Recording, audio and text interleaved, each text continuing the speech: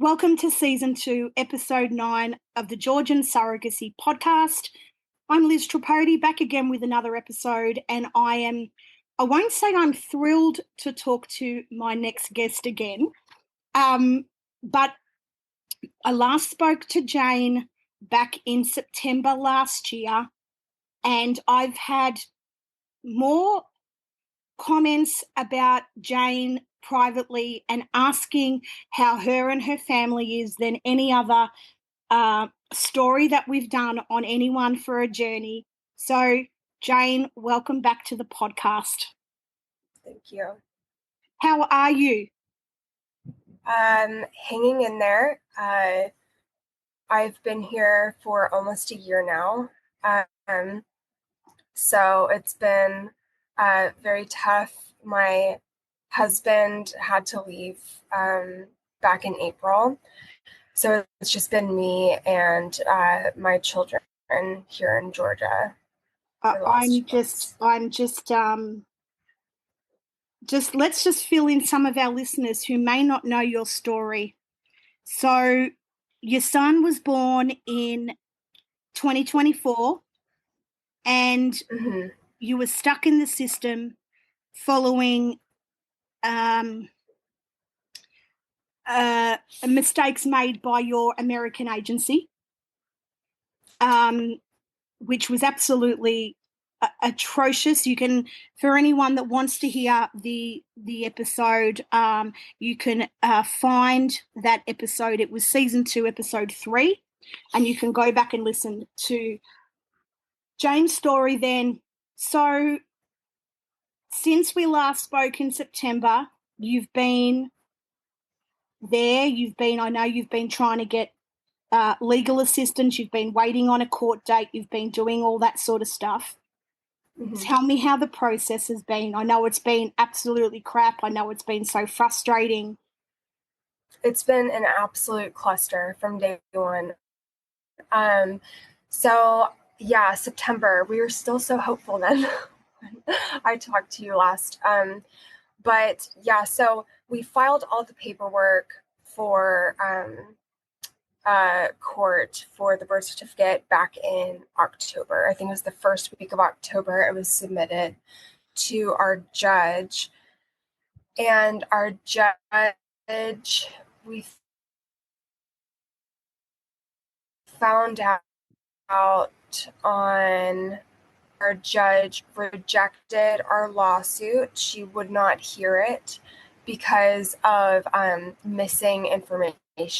And that missing information was the participation of the egg donor, which included a DNA test from her. And if you remember, our egg donor was American. Yes. And supposed to be anonymous, so that was not going to happen. Yes. So then from there, we had to which is, of course, a warning. Which we did talk about this in that last episode, and I always tell everybody this: if you are using donor eggs and it is an anonymous donor, you must get a power of attorney from that anonymous donor. So the anonymous donor will no longer be anonymous, and you always need to proceed with caution. Any agency that's telling you that they can, accept donor eggs to be shipped into Georgia and everything is going to be fine, well, it's not. And especially when it comes down to anonymous donors. And we do actually have her power of attorney. Yep. It just didn't suffice.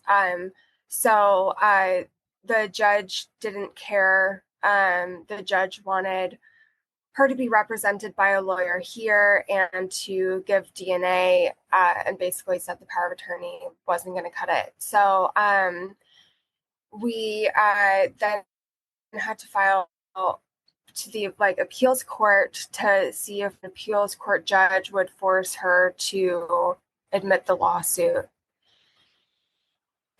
And they have 8 weeks to respond back to you with their decision. We filed in early December to the appeals court.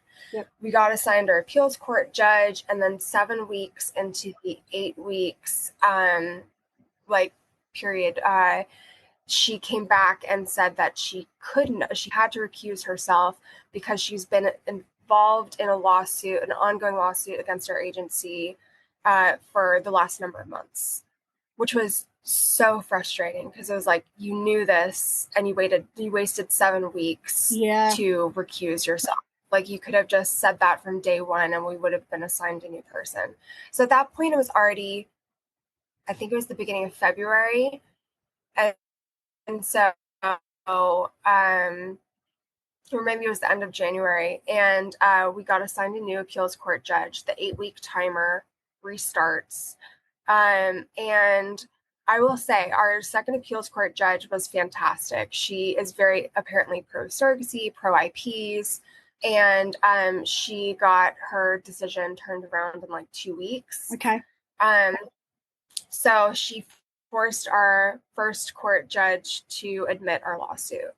So then from there, we had to wait. We had to submit the lawsuits to all the respondents in the case. So our surrogate, our clinic, our agency, and we had to put out a public announcement for our egg donor. And they have 10 days to respond to the lawsuit. And our surrogate was on top of it. And then our clinic, I think, was on top of it. And then our agency basically started pushing back, saying that they don't think that they need to be involved in this, that all of this is all our problem. It's not absolutely ridiculous. Yeah, our lawyer was so taken aback by our agency and how they were she was like, they're so rude, they're mean, they are the most unprofessional agency I've ever communicated with. And yeah, so she was shocked that, I mean, I was less shocked. I've been dealing with them for 2 years at this point. But so they were kind of delaying everything because they were dragging their feet. They were refusing to accept the lawsuit. So my lawyer had to keep on sending it by courier to their office, and they wouldn't open the door for the courier. So just really petty stuff that further delayed us. And then I think everything was submitted to the judge April 1st, and then it was just waiting. We waited until the end of May. We waited basically 2 months for her to schedule our court hearing. Yep. And now to find out that our agency could essentially delay our court hearing from happening because of their refusal to participate, it feels hopeless. Yeah. So the next thing is obviously, next week is the court date. Yeah. We won't mention what day it is, but next week is the court date. And basically your agency are refusing to turn up. And so the judge has to make a decision based on that. Yeah. And I hope and put the universe and all good things out there that the judge can clearly see how at fault the agency has been throughout this entire process, and the fact that they're not turning up to defend themselves or to even speak about this case shows volumes about the type of people that they are. Yeah. Yeah. But we go on, next week, and within the first 5 minutes, she's going to decide if she hears the case or if she's just going to postpone it until the agency shows up. Right. So, could next week, could the judge be making a decision and saying, yep, you're good to go, you can have your birth certificate?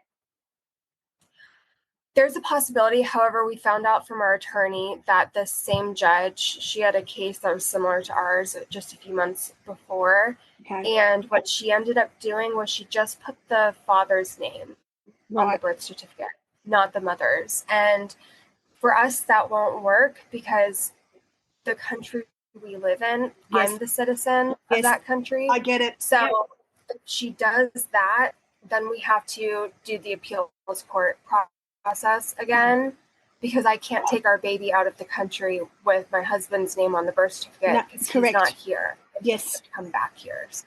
Oh, darling, what a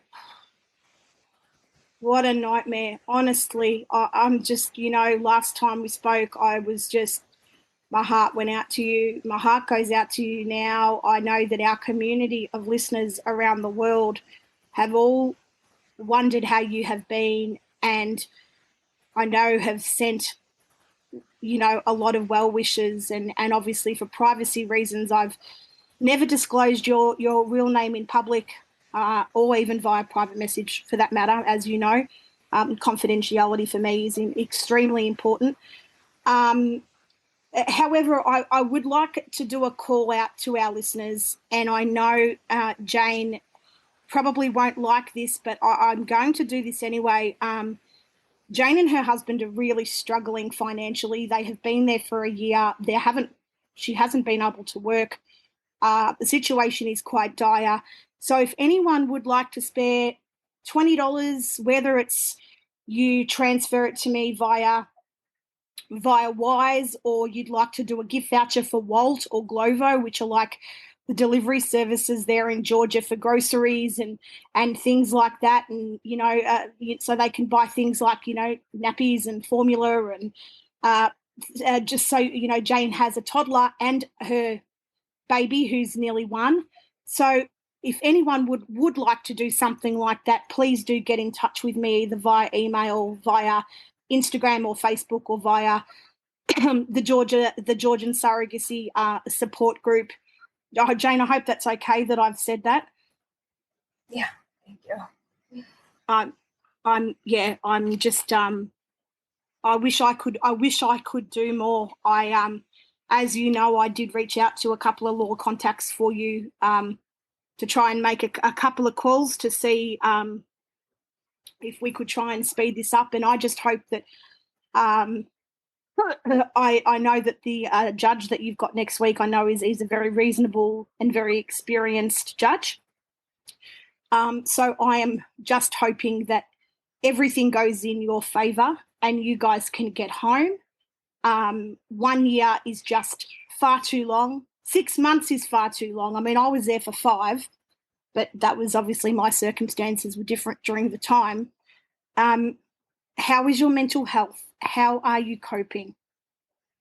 Yeah, well, I was able to get some help there with some anxiety and depression meds thanks to you. Good. I'm so glad. Good. Yeah. So that's definitely helped. I think honestly I was doing okay while my husband was still here. He's like my rock, and it was kind of us against the world in Georgia while he was here. So it's really only been like the last 2 months that have really been difficult since he's been gone. Yeah. But I'm trying to stay positive about, next week there's no controlling the outcome. So I'm just going to show up and hope for the best. Yeah. And our lawyer has put together like a stack of precedent for the last 5 years of cases where like no one, with the exception of our judge with that one case a few months ago, has ever just put the father's name on the birth certificate. Yep.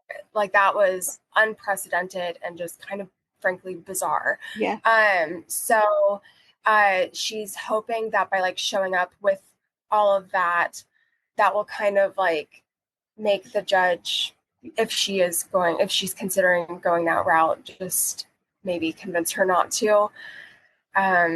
Yeah, if we have to stay for another appeals court process, we're looking at another 4 to 6 months here. And I just don't know if I have that in me. You know what? You have more strength than what you realize. not only have you embarked on this surrogacy journey, which, let's be honest, is an extremely hard thing to do at the best of times, but then for this situation to happen, I mean, I think you are the strongest woman. I think you are amazing. I take my hat off to you for your strength and your calmness and your patience. And you've got two beautiful, healthy children. You're a wonderful mother. And I never want you to forget that. And, you know, one day in the future, and I'm hoping that future is very short, you're going to look back on this journey and you're going to say, you know what, we got through it. It was the toughest period of our life, but we did it. We did it. Yeah, I keep on telling my youngest, I'm like, you are lucky, you're so cute. Yeah, it's look, running. You know, everyone that goes through this journey, everyone has had years behind them of already so many struggles, and then it's just so unfair that, you know, you did research, you know, you picked an agency, you know, that you thought was good. They had the shiny website, you know, they had all that. I remember you saying that to me, you know, and unfortunately it was just the wrong choice. And this is why I say to everybody, stick with the tried and true clinics in Georgia, the ones that have been around for a really long time. There's really only 3 options. I'm not going to name them. You can do your own research in all the groups, but really you need to stick with the majors, the ones that are very reputable, that have, you know, have had, look, I know my employer, Chichava, have never had a case go to court ever. I'll just use that as an example. So, you know, no one wants to be in Jane and her family's situation. Nobody. Yeah. This is just... I will say I am one of the admins of like the Georgia IP group chats on WhatsApp. Yep. And even with not your Chichava is the only one I've never heard of anything going sideways with. Yep. But because the other 2 big ones, we have plenty of stories from IPs. I do, and I do know, but usually that's sort of problems with the creation in the paperwork, which can actually be fixed before anything happens. That's true. And that's down to their legal team. They should be doing their due diligence. Chichava's lawyers are fantastic. We don't allow anyone to sign contracts or get anything notarized or apostilled until those documents are exactly the way that they need to be. So I'm really happy that you've said that. But yeah, as I've got, you know, I know people obviously myself from the past that have ended up in a court situation, and usually it's down to the embryo creation report having missing information or wrong dates and things like that. That's where all the trouble normally lies. What else can we do for you? Tell me, what can we? How are the kids? Let me ask you that. How are they? Yeah, they're doing great. My toddler's at peak jealousy age, so it's hard to get one-on-one time with my youngest. So he's like not clapping or waving yet, because every time I try to teach him that, my oldest just goes, "No, Mama, no, too loud, hurts ears." So I don't get much one-on-one time, unfortunately, which I do worry about. But you know, I'm hoping as soon as we get home, it'll be a non-issue. Look, kids are resilient, and they learn and they adapt and they change every day. You must be enjoying the fact that the weather's getting warmer now. No, I like the colder weather, actually. I don't like the sun and I don't like the heat. But I think my children enjoy it. The playground at night is certainly more enjoyable for them. Yeah. I think the sun's out more. So. Yeah. Yeah. And what sort of activities have you been doing with the kids? Have you had a chance to do much? So really we come from a place where there's like endless kids activities, and they're like really, we're used to a certain standard there for sure. So we have this gorgeous playground at our apartment that we do every evening. There's a few malls that have some play areas and like arcades that my oldest just discovered, and he loves that. Is that the one? Is that the one at City? Is that the one at school? Yes. Yeah. Yeah, he loves that one. And then we just enrolled him at a gym.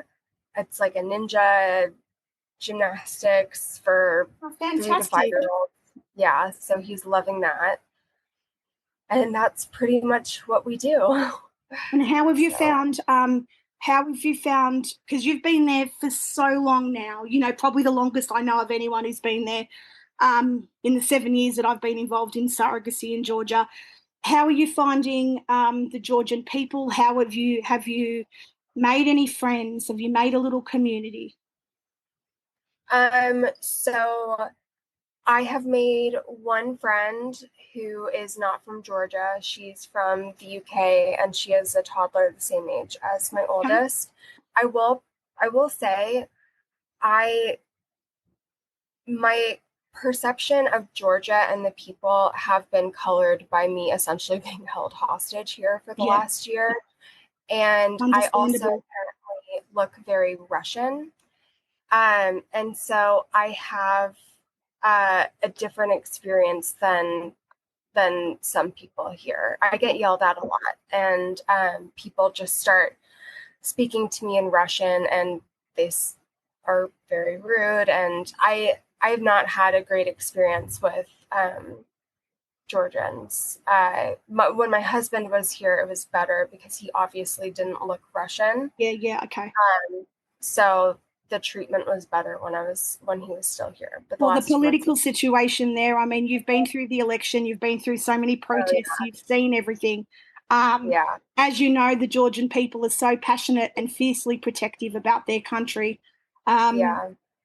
And, you know, I'm not making any excuses by all means. You know, even when we were there for 5 months, I mean, we don't look, we look European. You can definitely tell that we're European. And my husband's a big guy as well. So we were treated, I've got to say, we were treated very well. But, you know, even me as a solo traveler, when I've been there, you know, getting into taxis and stuff like that, you know, it's very hit and miss on the way they treat you when they realize what nationality you might be and things like that. Mm-hmm. Yeah. And it's understandable. It's just been contributing to a lot of feelings of isolation, and there are many days where I don't get to talk to an adult. So yeah. And that's really hard, craving adult conversation. You know, as mums, we crave it a lot of the time as it is, let alone being in a foreign country. Yeah, that's true. Yeah. But I know that you've got your mum there at the moment for a couple of weeks, and she's been a great support to you. So best wishes to your mum. And, you know, she's raised a beautiful daughter. And I, you know, only hope that, you know, you're going to be back very, very soon with the rest of your extended family. I know you'll let me know next week how you go. Yes. And I hope we're not doing another episode. Oh gosh, me too. I really hope not. And look, I just want to thank you for your time, your honesty, and your resilience, and for sharing everything that you have. My best wishes to you and the kids and hubby, and I know it must be so hard being away from him. And hopefully it's only another, you know, God willing, another 2 or 3 weeks away. Let's just hope that you're going to get home really, really soon. Yeah. Thank you so much, and thanks everybody for your support, and thank you for listening.